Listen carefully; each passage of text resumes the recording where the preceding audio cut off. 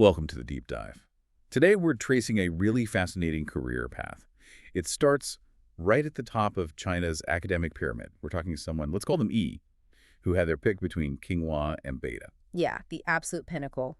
And from there, this path, which was just defined by intense focus, extreme competitiveness, led E straight into global finance. Right. And now, E is a senior vice president at a U.S. investment bank based in Hong Kong, specializing in M&A. It's quite the journey, and our goal today really is to unpack that, not just what E achieved, but the why behind it, the choices made, the pressures faced, and maybe the core philosophy driving it all. Definitely. And if you look at E now, deep in M&A in Hong Kong, their view on work-life balance is, well, telling. E literally told our sources, my work is my life. Which sounds like the standard banking grind, right? But here's the interesting part E mentioned. Their actual effective work hours, the really focused time, stays under 70 hours a week, consistently. Under 70. And M&A as an SVP, that's unusual. It really is. It points to an incredible level of efficiency, maybe even optimization. It suggests the intensity is still there, absolutely, but it's been streamlined. Internalized, perhaps. So what's powering that kind of efficiency? This brings us to E's core belief, which seems pretty philosophical. They said, all choices are nothing more than self-exploration. So the career isn't just a job, it's like a constant test of their own judgment, validating who they are. Exactly. And that process of self-exploration, especially when hitting bumps in the road, leads to the advice E would give their younger self. Yeah. It's really stark. Just be tougher. Be tougher. Okay. There's a lot to unpack there. Let's start at the beginning then. High school. E was already a campus star. What was that environment like? How does it shape someone for this kind of path? Well, E was a science student in the South, in that incredibly demanding Chinese academic system. But interestingly, E described that period, the famous 2 points and 1 line routine, just home and school E actually called it enjoyable. Enjoyable. Okay, that's not the word most people use for that kind of pressure. Right. But it sounds like E had kind of cracked the code. They weren't just studying. E was student council president, active in things, popular, apparently found exams pretty straightforward, like a campus boss, as they put it. So already operating at a high level of control within that system. Precisely. And that level of performance, getting those top exam scores, it actually created a weird kind of bottleneck later. E explained that when your scores are that high, the university selection process narrows dramatically. How so? You'd think top scores mean more options. You would, but it becomes less about exploring interests and more about, well, prestige and perceived trajectory. Both Tsinghua and Beta faculty were actively pitching E. It turned into this competitive recruitment scenario. A fight for the top score. Yeah. And what's really key here is that both universities pushed the exact same direction, business and commerce, specifically PKU Guanghua and Tsinghua, which, for anyone unfamiliar, are basically the Ivy League business schools of China. They're the absolute feeders into global finance, especially in Asia. They're not just top schools, they're pipelines. So getting pitches for those specific programs was like being told, look, your path is top-tier finance, pick a campus, but the destination's set. So the choice felt almost predetermined. Yeah, basically confirmed that, saying, they were both the same direction, so there was nothing to hesitate about. Okay, so that mastery in high school leads to this elite but maybe somewhat constrained path. But then comes university, and there's this big disconnect E described between expectation and reality. Huge disconnect. E expected, fun, maybe a break from the grind. But the reality, E's words were actually very miserable. A direct continuation of high school, if not worse. Wow. Miserable. After enjoying high school, finding exams easy, what changed? Why the misery? I think the nature of the competition shifted fundamentally. High school was maybe about beating an external benchmark, get the score, get in. University, especially at that elite level, became this intense, internal, constant competition. The role culture. Yeah. Naiwan. Exactly. Described it as a kind of self-destructive style of rolling even before that term, Naiwan, became widespread. It's like everyone around you is also a top performer. So the only way to stand out for those few top jobs or grad school spots is to constantly outwork everyone else on everything. Often, at the expense of real learning or well-being. E felt it was just a grueling 4-year extension of high school pressure just to keep up.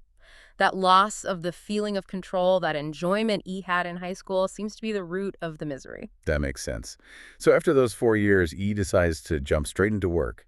No grad school, initially at least. Right. The justification was very practical. E felt the discipline business was application-oriented. They wanted to get out there and practice it. Very E, wanting tangible action. Seems to be a theme, but that plan hit a major snag almost immediately. Right, the 2008 crisis.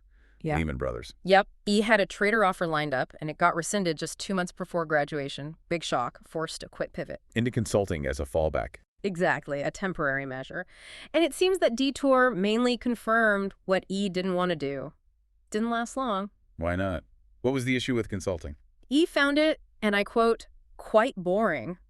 Felt it was mostly about bluffing with these high-level, unrealistic strategic ideas. Ouch.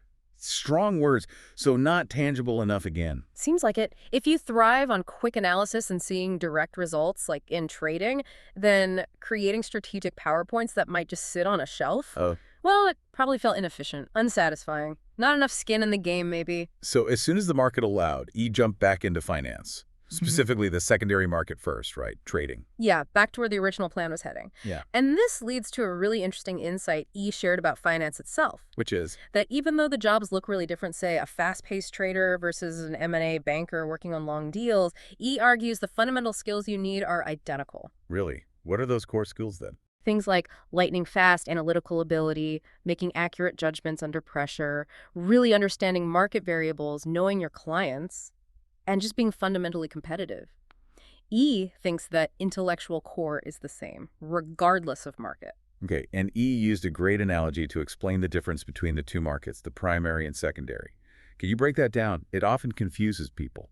Yeah, it's a really helpful one using real estate. E says the primary market, that's things like M&A, IPOs, it's like buying a floor plan. In Chinese, Lahore. Okay, so something not yet fully built or realized. Low liquidity. Exactly. You're involved in creating or fundamentally changing the asset. Then the secondary market, trading stocks, bonds, securities, that's like buying a used house, irreg-fung. An existing asset, Yeah. already built, listed, highly liquid, constantly traded. Precisely. But here's the kicker to the analogy. E insists the fundamental valuation principles. They're the same. Whether you're assessing the floor plan or the finished house, you still look at the basics. Location, age, condition, market trends, the core value drivers don't change. That makes a lot of sense. It explains how someone with that core analytical skill could succeed in both seemingly different worlds. Right. And it also helps explain E's next move. Despite success in the secondary market, E eventually shifted again, this time fully into the primary market, into M&A. Why the final pivot? What was the draw of M&A over trading? E described themselves as fundamentally a transactional person. The daily grind, the disciplined, continuous nature of the trading desk maybe didn't fit their personality quite as well as the deal-focused, project-based nature of M&A. More discrete big-picture transactions. Seems like it. And making that specific leap from secondary market expertise to primary market M&A often requires a specific credential. The MBA. Yep. E went and got a top US MBA. But it sounds like it wasn't about needing the education per se. It was a very strategic move, a calculated springboard to get into those specific M&A roles that E felt were the best fit. Which brings us pretty much up to date. E is now SVP in M&A. High stress, high stakes. The culmination of this relentless path. Yeah. So let's talk about the pressure. Okay. E has this interesting dual perspective on it. Objectively, yes, the pressure is immense. They acknowledge being up for the next stage of promotion. Plus, the overall economic climate is tough, which adds industry-wide stress. Standard external pressures for that level. But subjectively. Subjectively, E claims a very high personal tolerance. So high that it sort of minimizes the feeling of that external pressure day to day. The real stress, the main stressor E identified, isn't the deals or the hours. No. What is it then? It's internal, entirely. We could call it endogenous stress. It's wrestling with these big philosophical questions like, is this work truly meaningful? How much longer can I keep climbing before hitting a ceiling? And maybe the biggest one, what attitude do you want to live this life with? Wow. So the ultimate competitor, someone who's overcome every external challenge, now faces this kind of internal existential wall. What happens when you've maximized your potential so effectively that the external tests diminish? That seems to be the core of E's current self-discovery phase. E concluded they are not a struggling person, meaning they don't waste energy questioning if they should push hard, but they do question the why and the how. And when asked to define themselves in one word, Huh. which circles right back to the advice for the younger self, be tougher. But it sounds like E didn't mean tougher in terms of just grinding out more hours. No, absolutely not. It seems E meant tougher against internal friction. Specifically, the unnecessary self-doubt that creeps in after setbacks, like losing that first job offer or the detour into consulting.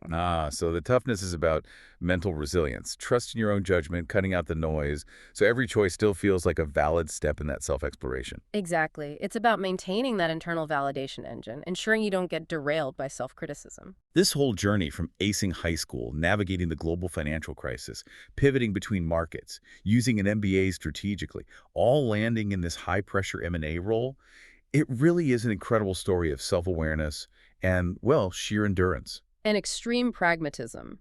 E's ultimate validation seems to come from making choices they don't regret, choices that confirm they've maximized their own interests based on their self-assessment. Life is a series of validated experiments in maximizing potential. Seems that way. So let's leave you, our listener, with a final thought, building on that idea of internal validation and toughness. E believes the goal is to be tough enough to make choices that maximize your self-interest without regret. If that's the standard, what's the toughest challenge you face? Is being tougher simply about embracing the grind because it validates your capability? Or does real toughness involve confronting that philosophical ceiling? E mentioned questioning the meaning, figuring out the attitude you truly want to live with. What does being tough really mean for your self-exploration? Definitely something to think about as you navigate your own path. Until next time, keep digging.